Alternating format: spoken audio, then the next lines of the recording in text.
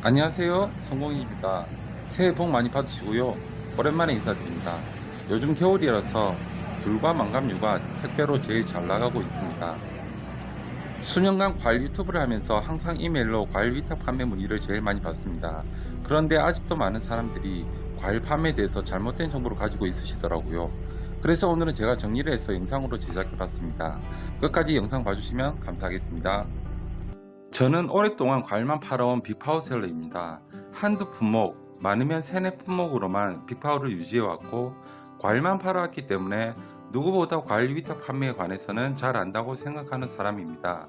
상품 올리고 10일 안에 1페이지에 드는 건 어쩌면 저에겐 너무나 쉬운 일입니다.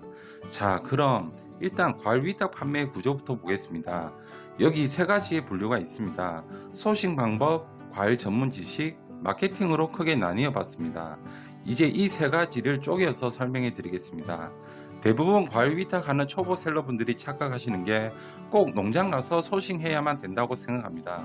그래서 저는 그게 꼭 답은 아니라는 것과 산지 중매인, 제철 과일 전문 도매상까지 세 분류로 나뉘어서 나에게 가장 맞는 최적의 거래처를 찾는 게 정답이라고 말씀드릴 수 있습니다. 첫 번째, 농장주를 보겠습니다.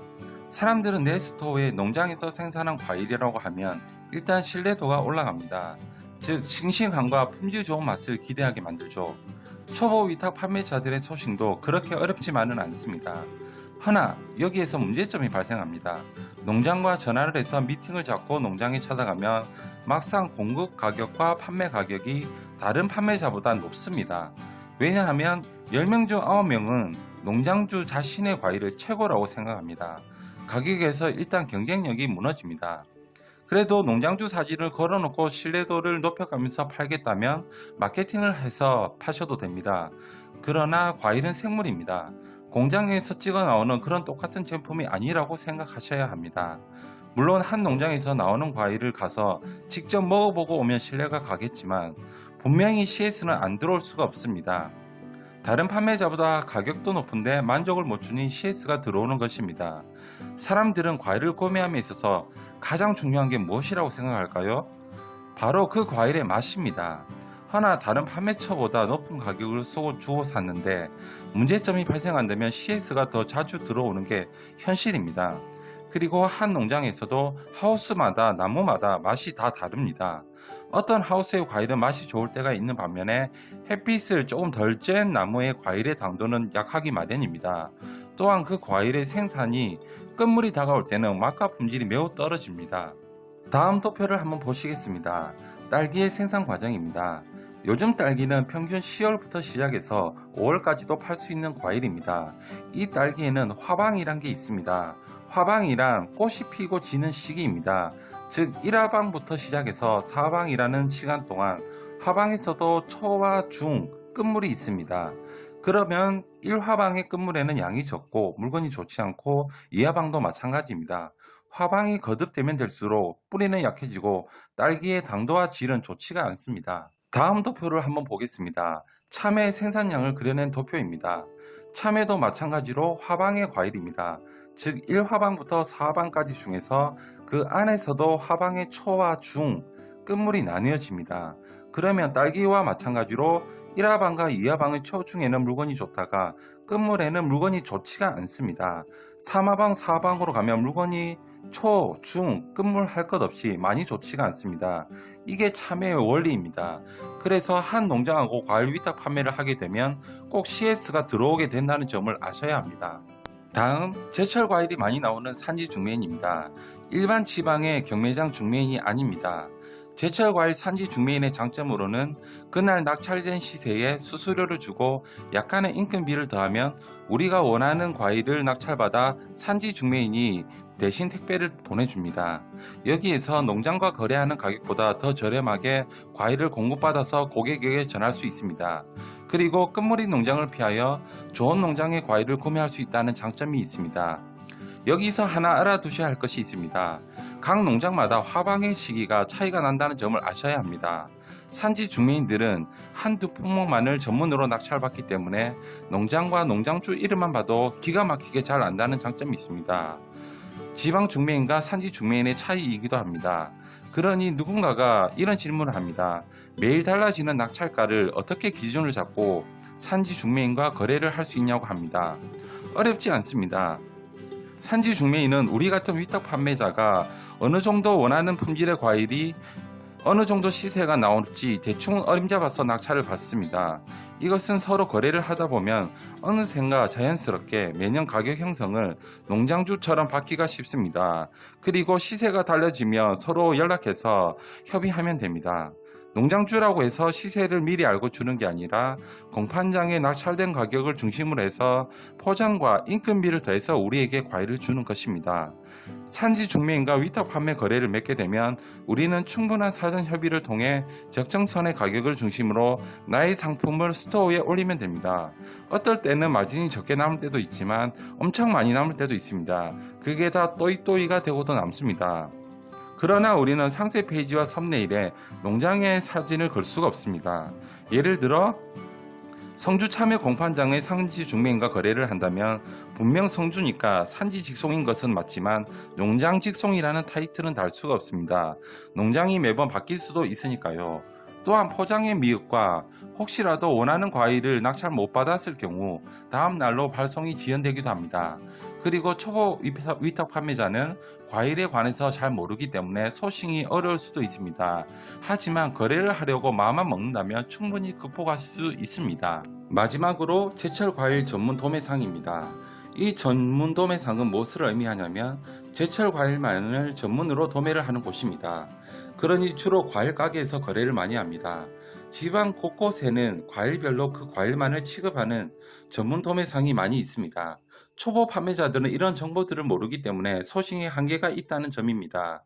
하지만 이런 것을 그 누가 쉽게 알려주지는 않기 때문에 과일 관계자에게 물어보면 지방마다 위탁 시장이라는 곳이 있습니다. 물론 없는 곳도 있지만 근처 지방에는 분명히 있으므로 우리는 그곳과 거래를 해도 됩니다. 이 곳과 거래하면 좋은 점이 가격이 농장처럼 정해져 있습니다. 농장보다 비싸지는 않습니다. 도매를 전문으로 하는 곳이니까요. 많이 팔면 팔수록 가격 조정을 잘해줍니다. 그리고 그 과일만 전문으로 취급하는 만큼 좋은 품질과 맛을 우선으로 여깁니다. 또한 택배를 해주겠다는 약정을 맺으면 CS 처리 또한 대부분 깔끔하게 해결됩니다. 단점이 있습니다. 농장 직송이나 산지 직송의 타이틀이 무너집니다. 그러니 상세 페이지의 내용은 달라지게 됩니다. 허나 맛과 품질은 어느 정도 보장을 받을 수가 있습니다. 자, 그럼 우리는 고객의 입장에서 생각해 봅시다. 고객은 산지 직송이라는 것이 중요할까요? 그리고 그 과일의 맛이 더 중요할까요? 초보 판매자분들은 착각하는 것이 있습니다. 보통 과일을 구매하는 고객들은 누가 생산했느냐라는 것도 중요하지만 그것보다 과일의 맛이 어떠냐가 더 중요합니다. 물론 농장 직송 과일의 맛이 좋으면 금상첨화겠지만 만일 맛이 좋지 않다면 농장 직송의 의미가 있을까요? 다른 의미로 과일 전문 업체가 보냈다고 상세 페이지를 꾸며놓았는데 산지 직송은 아니나 맛이 좋다면 고객은 어떻게 생각할까요? 모든 과일은 농장에서 재배가 됩니다. 어차피 농장에서 재배가 되어서 도매업자에게 가든 공판장에 들어오던 하게 됩니다. 싱싱하고 맛있는 과일을 농장이 아닌 과일 전문 업체가 보냈다고 해서 문제될 게 없습니다. 오히려 맛이 좋고 가격이 합리적이면 재구매가 일어납니다. 그러나 여기에도 단점이 있습니다. 그 물량이 부족하고 거래처들이 겹치게 되면 충분한 양이 과일이 확보가 되지 않는다는 점도 있습니다.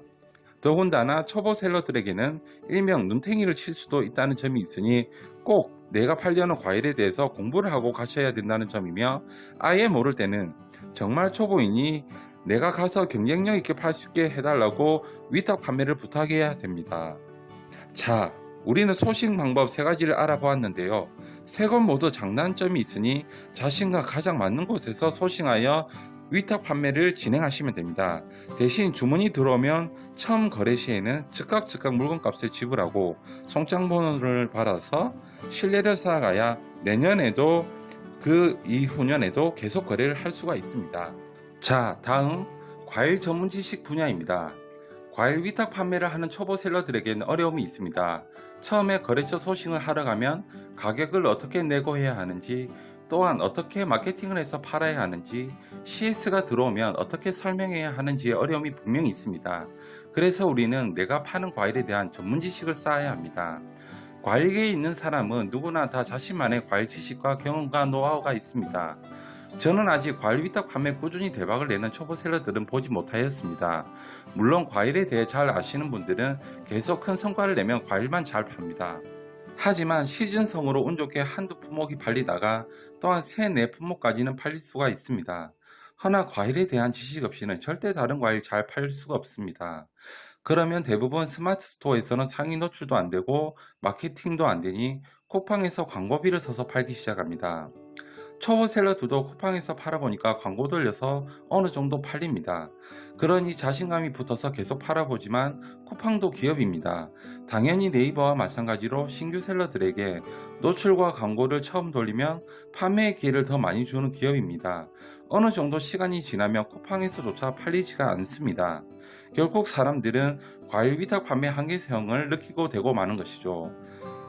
그러니 자신의 스토어를 내세워 강의로 지식 사업을 하게 됩니다. 그리고 판매해왔던 스토어를 내세워 강의를 함에 있어서 스토어의 과일 판매는 점점 미달하게 되죠. 과일 위탁 판매가 마치 강의의 수단이 되어버린 것입니다. 물론 저는 강의가 나쁘다는 것이 아닙니다. 강의를 해서 다른 사람들이 과일 위탁 판매를 제대로 하여서 성과가 나올 수 있다면 아주 좋은 강의입니다. 그러나 과일 판매에 있어서 자신이 스토어에서라도 현실적으로 계속 충분한 증명을 해야 그 강의를 들은 사람이 돈이 아깝지 않다는 거지요. 과일 위탁 판매하는 사람들은 보통 절실하거나 부업으로 하는 사람도 많습니다. 그러나 하루에 1시간 투자해서 과일 위탁 판매 절대 잘 되지 않습니다. 마케팅하는 시간을 지속적으로 투입해줘야 하며 꾸준히 해줘야 계속 과일 판매가 됩니다. 스마트 스토어에 1페이지 상위에 있는 과일 판매자들은 얼마나 많은 마케팅과 돈을 쓰는지 실제로 모르셔서 그렇습니다. 몇백, 몇천만 원을 마케팅했습니다.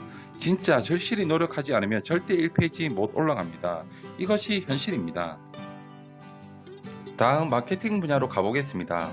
대부분 과일 위탁 판매 셀러분들은 카페나 블로그, 인스타 체험단, 광고 등을 합니다.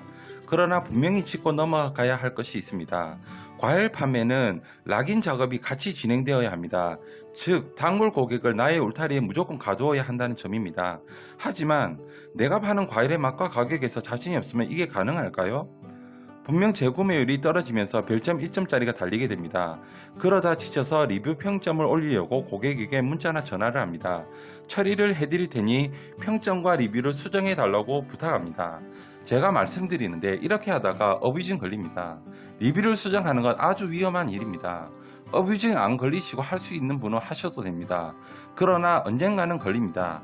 꼬리가 길면 밟히는 법입니다.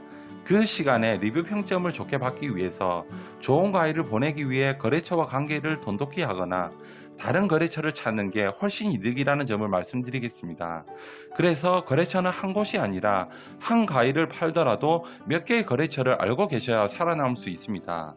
결국 리뷰 평점이 안 좋게 되고 구매가 없어짐에 따라 자연스럽게 상품 순위는 하락하게 됩니다. 결국 멘붕이 오고 되고 마는 것이죠.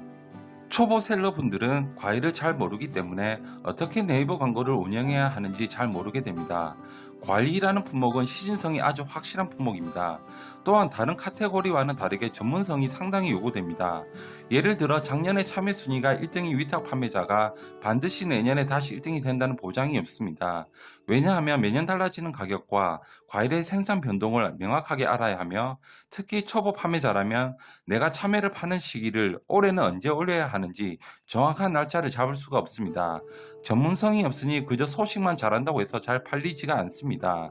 우리가 아는 큰 빅파워나 프리미엄 위탁 업체들도 과일을 유독 실이 어려워하는 이유가 바로 브랜드 이미지의 타격과 CS 처리의 어려움입니다. 그래서 초보 셀러들이 살아남기 위해서 당연히 갖춰야 할 게 내가 파는 과일에 대해서는 아주 많은 공부를 꼭 하여야 살아남을 수 있다는 점입니다. 다음 스마트 스토어 상위 노출 방법에 대해서 알아보겠습니다. 이미 셀러라면 다들 알고 계신 3가지 방법들입니다.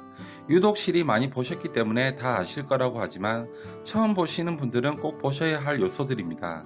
적합도와 인기도, 신뢰도입니다. 적합도와 신뢰도는 갖추고자 한다면 모두가 다 갖출 수 있는 부분이고, 인기도라는 측면에서 스마트 스토어 순위에 판가름이 난다고 해도 과언이 아닙니다. 이 인기라는 요소 중에 클릭수, 찜수, 판매수, 리뷰수, 최신성은 아주 잘 알아야 합니다. 네이버 로직은 항상 변하고 발전합니다. 오래된 판매자들이 있다고 해도 초보 셀러들이 충분히 따라잡을 수 있습니다.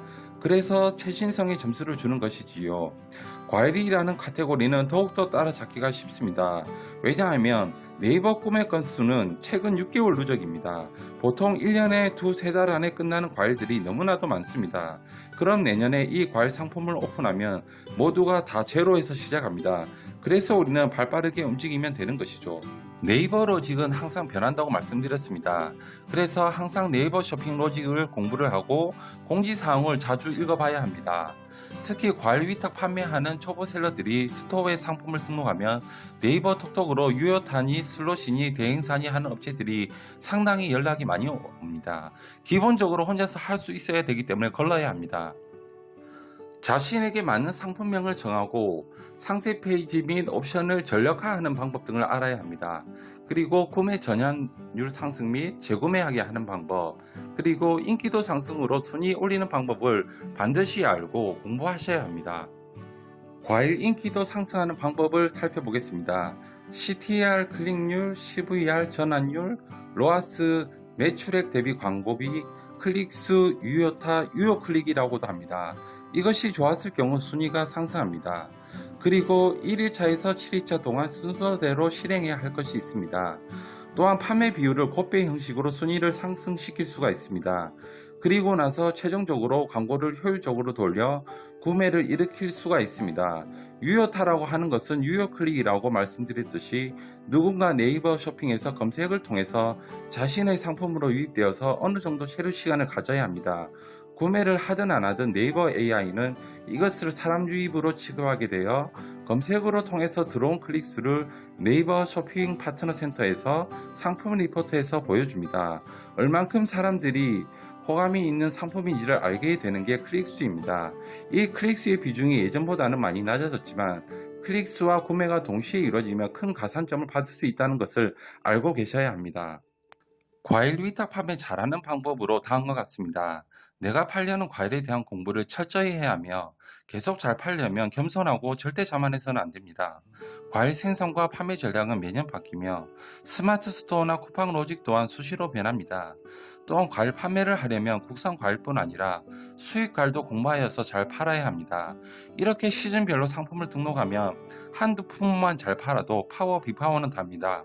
위탁 판매를 하기 때문에 과일 전문 스마트 스토어로 1년 안에 등록할 수 있는 과일 상품이 너무나 많습니다. 그 중에서 시즌성이 없더라도 과일은 수요가 끊임없이 있는 아주 메리트 있는 카테고리입니다. 시즌성 과일일 때는 그 수요가 어마어마하게 폭발하는 게 과일입니다. 마지막으로 저는 과일 자체가 저희 즐거움이자 행복이며 그렇게 유튜브를 취미삼아 3년간 해왔습니다. 공유도 해주면서 즐거움을 느껴온 제가 사실 전자책을 써야지 하면서 최근에 발행하였습니다. 누군가에겐 쓸데없는 홍보로 들릴 수도 있겠지만 정말 과일 위탁 판매에 관해서 알고 싶으신 분들에게는 아주 중요한 자료들이 담겨 있습니다. 초보분들부터 중고수분들까지 다 보셔도 됩니다. 과일 위탁 판매에 관한 핵심 비법과 노하우, 어뷰징 없이 유효 클릭수 올리는 저만의 비법 중에 한 가지도 기록했습니다. 여태 유튜브에서 절대 볼 수 없었던 유효 클릭수 올리는 방법입니다. 전자책 홍보에서 죄송합니다. 더보기란에 블로그 링크 남겨두겠습니다. 영상 잘 보셨다면 구독과 좋아요 부탁드립니다. 감사합니다.